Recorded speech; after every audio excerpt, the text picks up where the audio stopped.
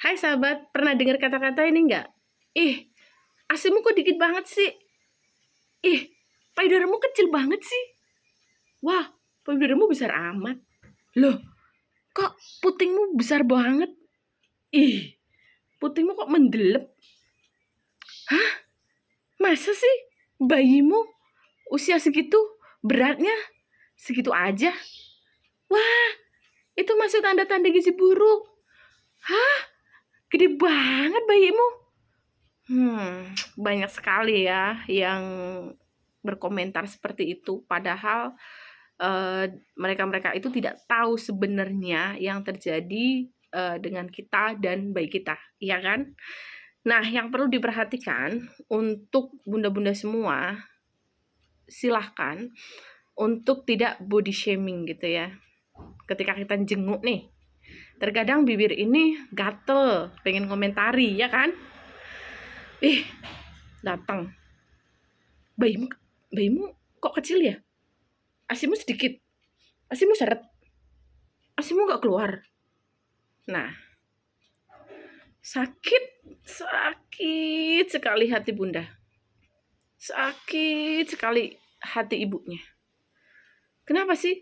Bunda belum tahu kan kalau si ibu itu setiap malam begadang dan bayinya itu termasuk bayi yang sensitif. Terus dia sudah dengan segala upaya, dengan segala caranya untuk berjuang menyusui. Tetapi apa yang terjadi?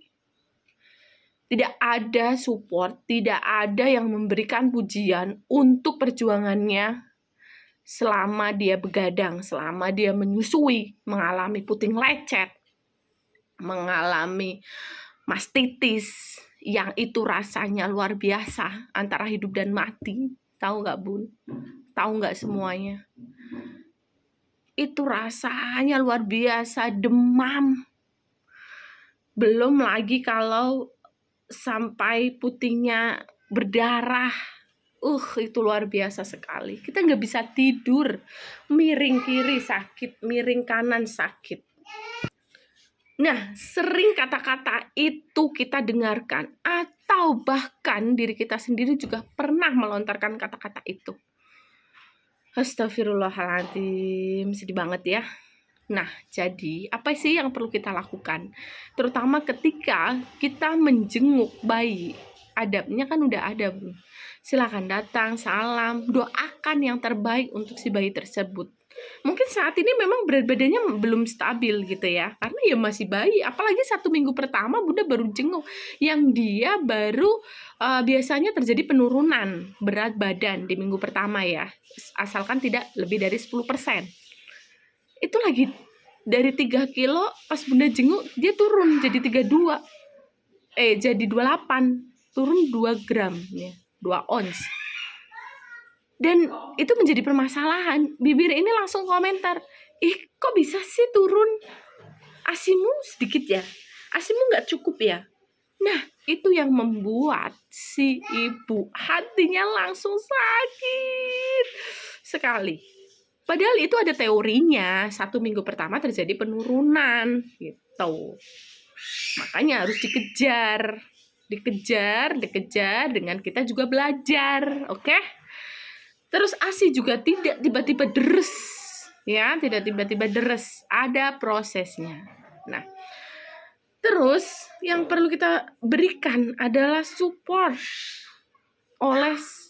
kepada ibu, ya. Wah, selamat ya atas kelahirannya. Anak pertama ya. Wah, pasti senang sekali. Saya doakan ya, semoga bayimu tumbuh berkembang dengan baik dan kamu bisa lancar menyusuinya, terus bisa terampil merawatnya. Memang semua butuh belajar, yang sabar ya. Saya dulu juga pernah merasakan seperti itu, gitu. Oke? Seperti itu. Cukup tidak perlu menjudge yang macam-macam. Kalau pengen tahu cerita atau riwayat persalinannya, tanya aja, gimana persalinannya? ceritain dong gitu. Kalau pengen kepo gitu ya, itu boleh, silahkan dengan pertanyaan seperti itu. Jangan tiba-tiba langsung datang, kamu lahirannya sesar, kenapa sih gak bisa ngeden, sakit ya? Atau kamu gak mau ya lahiran normal gitu. Aduh, itu sakit banget ya.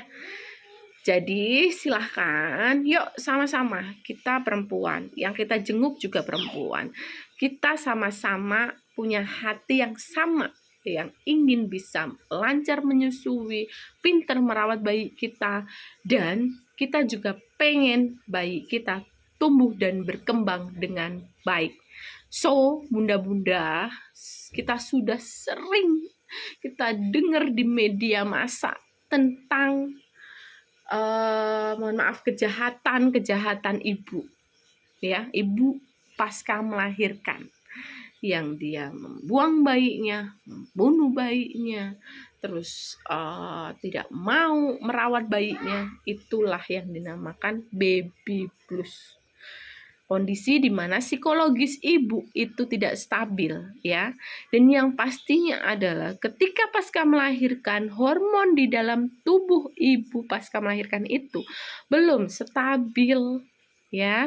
Jadi tolong tidak diberikan sugesti atau tidak diberikan kata-kata yang menyakitkan hatinya. Karena ketika satu orang jenguk ngomongnya seperti itu, 2 sama, 3 sama, 4 sama, itu akan menjadi akumulasi di dalam dadanya, di dalam pikirannya, dan itu yang akan nantinya mendatangkan halusinasi.